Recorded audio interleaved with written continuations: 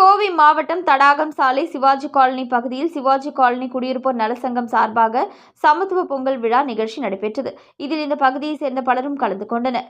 கோவை தடாகம் சாலை சிவாஜி காலனி பகுதியில் சிவாஜி காலனி குடியிருப்போர் நலசங்கம் சார்பாக ஆண்டுதோறும் பொங்கல் விழா கொண்டாடப்படுவது வழக்கம். இந்த நிலையில் இந்த ஆண்டு அனைத்து பகுதி பொதுமக்களும் கலந்து கொண்டு கொண்டாடும் ஒரு விழாவாக சமத்துவ பொங்கல் விழா நிகழ்ச்சி நடைபெற்றது. இதில் சிறப்பு விருந்தினராக 34வது வார்டு கவுன்சிலர் மாலதி முன்னிலை வகித்தார்.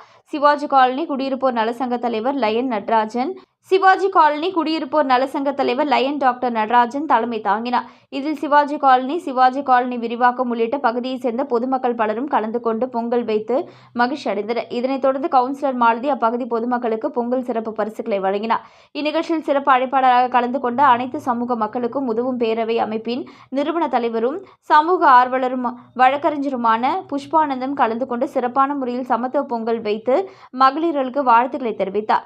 இந்த சமத்துவ பொங்கல் விழா நிகழ்ச்சியில் சிவாஜி காலனி குடியிருப்போர் நலசங்க நிர்வாகிகள் ஆனந்தன், கேசவன், ஈஸ்வரன், ரமேஷ் பாபு உள்ளிட்ட பலர் கலந்து கொண்டு விழாவினை உற்சாகமாக நடத்தினர் என்பது குறிப்பிடத்தக்கது.